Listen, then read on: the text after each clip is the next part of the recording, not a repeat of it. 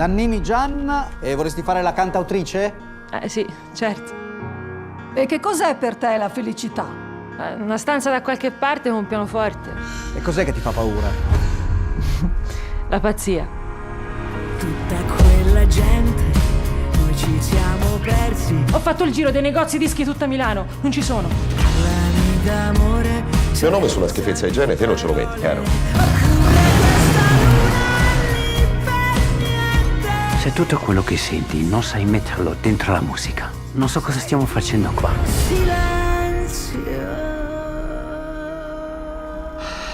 Noemi Brando al corner, benvenuta Noemi, come stai? Molto bene, è un momento felice, la promozione del film mi sta entusiasmando molto. Quale film? Te lo lascio dire a te. Sei nell'anima di Cinzia Diacca Torrini, che uscirà il 2 maggio su Netflix, e quindi c'è una grande emozione, entusiasmo. E allora partiamo subito da questo, senza perderci in chiacchiere. Com'è stato? Raccontaci del tuo ruolo. Allora, devo dire, essendo proprio il primo film che ho fatto, c'è stata una grande emozione nel farlo, nel senso partire con un film così importante, non me l'aspettavo, quindi è stato un incontro un incontro che nessuno si aspettava, nel senso io non mi aspettavo di conoscere Gianna e grazie a questo è nato il mio ruolo, Tina. È successo così, nel senso mi hanno chiamato un mio amico, mi dice c'è questo concerto di Gianna Nannini a Firenze, ti va di venire? Io ho detto certo, io proprio Gianna una grande fan, sempre stata, e ho detto vengo assolutamente, ma non sapevo nulla delle riprese del film, dell'idea di fare un film sulla sua vita. Arrivo in questo concerto e vedo le telecamere, mi fanno addirittura firmare un documento di privacy e a un certo punto arrivo nel backstage, finito il concerto e conosco Gianna. Infatti te lo volevo chiedere, cioè quando l'hai conosciuta com'è stato? Beh, è stato incredibile, io ero super emozionata perché appunto lei è sempre stata il mio mito, ero una grande fan. E appena mi ha visto lei ha iniziato a dire lei è Tina, lei è Tina. E dico, che non capivo, no? Un amore a prima vista. Sì, a prima vista, ma proprio senza presentarsi, niente, è stato così, lei è Tina, lei è Tina. Ho detto bene. Chi sono io per dire che non è così? Sono Tina, ho detto va bene. C'era anche la regista poi del film, Cinzia Diacca Torrini, che si è presentata, invece lei era molto più pacata, dice no beh potrebbe essere Tina, chissà, vediamo, facciamo un provino. E infatti con Cinzia su cosa avete lavorato, come avete lavorato anche? Ma allora lei, data l'esperienza comunque che ha di tanti anni, è un'artista meravigliosa. Mi ha aiutato molto a sbloccarmi, essendo il primo film io ero molto timida, molto timida e quindi lei è riuscita in qualche modo a liberarmi. Ma di Gianna hanno detto che lei diciamo mette subito a proprio agio, cioè tu comunque appunto il primo film avevi all'inizio la pressione, soprattutto immagino che lei sia stata Beh super... sì, poi c'erano appunto loro due come figure, sono molto forti, tutte e due hanno un'energia pazzesca. Quindi entrare la mattina sul set e sentirle tutte e due ero sicuramente elettrizzata, però forse è quello di cui avevo bisogno, essere caricata. E sono state brave. E l'atmosfera sul set com'era? Allora, ogni giorno era una cosa diversa, quindi in base a quello che succedeva, però non lo so, si creava talmente in maniera naturale che mi sono sentita veramente parte di una famiglia, come se li conoscessi già tutte e due.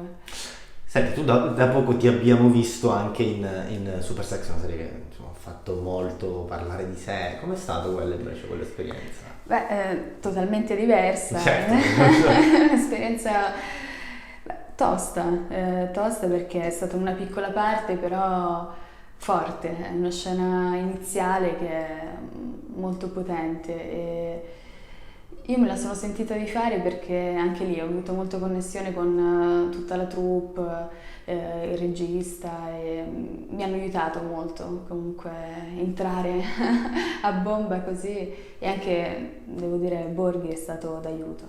Ci hai raccontato di quando ti hanno comunicato, poi te l'ha detto la stessa Gianna per Se nell'anima, e invece quando ti hanno detto di Supersex, che cosa? Beh, all'inizio ero che faccio? Ho chiamato la mia agente e le ho chiesto devo accettare, non devo accettare. Essendo all'inizio ho avuto comunque, mi sono chiesta se poteva essere utile, interessante per me, e poi ho detto che sì, sarebbe stato anche mettermi alla prova, quindi è stata una bella esperienza, emozionante. Facendo invece un passo indietro, nonostante tu sia molto molto giovane, quando ti chiedo hai capito di voler fare questo lavoro? Cioè anche in molti registi, in molti autori c'è quella illuminazione, chiamiamola così, anche se magari è un po' banale, però quel momento in cui ti dici forse adesso devo fare questo. Se ci penso comunque io arrivo da tutt'altro mondo, io facevo tennis anche a livello agonistico, quindi non c'entrava molto con il cinema, la recitazione, nonostante avessi sempre avuto comunque il desiderio di questo mondo. È arrivato un momento, in realtà avevo 18 anni che ho lasciato il tennis e mi sono trasferita a Milano. È stato tipo un incubo per mia madre. Che avessi lasciato? Sì, comunque lo giocavo a livello agonistico, quindi poteva diventare sicuramente un lavoro. Non lo so, però in realtà il tennis mi è servito molto, adesso che ci penso, anche a livello di connessione con l'altro. Non lo so, vedo le due cose comunque affini, no? Cercare di capire l'altra persona, di mettersi in gioco, anche la competizione, io sono molto competitiva, però mi ha insegnato ad esserlo in maniera positiva, ecco. Quindi poi arriva questa, diciamo, questa appunto, che abbiamo detto, illuminazione, e come l'hai coltivata nel tempo? Beh, l'ho coltivata nel senso che appunto io ero una ragazza molto, molto timida, molto, quindi anche solitaria, anche comunque giocare a tennis mi ha portato a stare sola spesso. E poi a un certo punto, a 18 anni, mi sono detta basta, io voglio di vivere, di condividere, di ascoltare, e forse è questo, è stata l'idea di emozionarmi ed emozionare gli altri, sentivo questo bisogno. Senti, come ti dicevo, sia ogni regista, autore ha un'illuminazione, ogni attore, ogni attrice ha dei punti di riferimento, dei capisaldi. I tuoi quali sono? Ma allora, credo che essere proprio nata a Venezia e cresciuta mi abbia sicuramente portata a questo mondo e a vivere,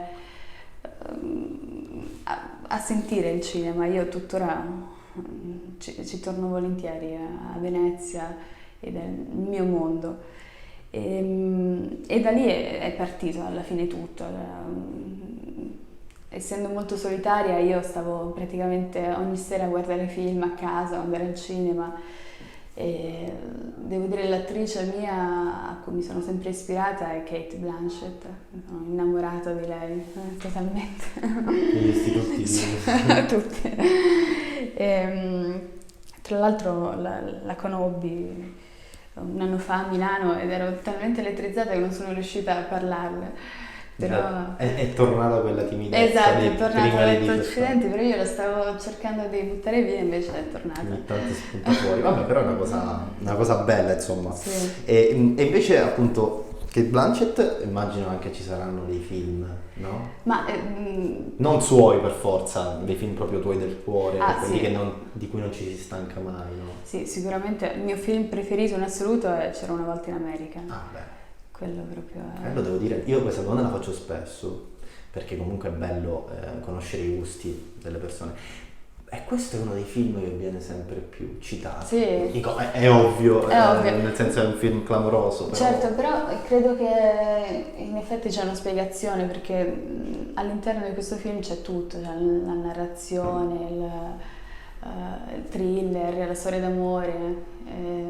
Non lo so, io ho bisogno di essere coinvolta molto, quindi l'idea che ci sia l'action, l'amore, tutto insieme ho bisogno di questo. Senti, tu hai detto che ovviamente La Laguna ti ha aiutato a coltivare questa passione, questo amore per l'audiovisivo, per il cinema. Tu oggi che spettatrice sei? Guardi serie TV, ami andare in sala magari da sola, chi lo sa? Che tipo di rapporto hai con la... Sì, devo dire amo andare al cinema. Ho la fortuna qui a Roma di aver trovato una casa che è a 2 minuti dal cinema, quindi ci vado spesso da sola. E questa cosa mi piace molto perché comunque andare in gruppo con amici c'è sempre qualcosa che ti distrae, no? E invece andare da sola sono concentrata. Però guardi anche magari a che rapporto hai con questa bulimia, mi viene da dire, di mercato delle serie TV, insomma, ce ne sono migliaia. Io ho un problema serio, nel senso che cerco di non guardare serie televisive perché nel momento in cui l'inizio non riesci a finirla. Non riesco, cioè nel senso devo farlo per forza fino alla fine, quindi magari capita che per 3 giorni sto chiusa in casa, quindi... Perché c'è chi si lascia invece intimorire dal fatto che magari alcune serie hanno 4, 5, 6 stagioni e dici guarda non la inizio neanche, invece tu te le guardi tutte io me le guardo tutte, quindi o salto o le guardo, non c'è una via di mezzo. Ecco. I poli opposti, gli eccessi. Senti, in chiusura ti volevo fare un gioco che facciamo sempre qui al corner. Domani pomeriggio stai riposando, anzi sei al cinema, sei al tuo cinema da sola, esci, ti chiama un regista, è il suo prossimo film, chi vorresti che fosse? Beh, questa è una bella domanda. Ce ne sono tanti, nel senso essendo poi io... Puoi dirne qualcuno, non per forza uno soltanto. Essendo io all'inizio, devo dire, l'idea di essere chiamata da un regista, non ho proprio una scelta specifica, però mi piacciono molto i Fratelli di Vincenzo, li trovo molto veri, molto. E io ho capito che adesso mi piacerebbe scegliere dei film dove c'è la verità, dove mi emoziono e riesco ad emozionare, quindi tutti i loro film li ho amati, quindi... Loro sul territorio nazionale, c'è qualcuno invece magari? Vabbè, se devo proprio pensare in grande... Sì, dai, guarda, pensa in grande, lo chiamiamo poi noi di Alcorn, lo chiamiamo e gli proponiamo... Vabbè, allora Martin Scorsese si può dire? Si può dire, dai. Si può dire. Chissà. Non si può non dire, andiamoci così.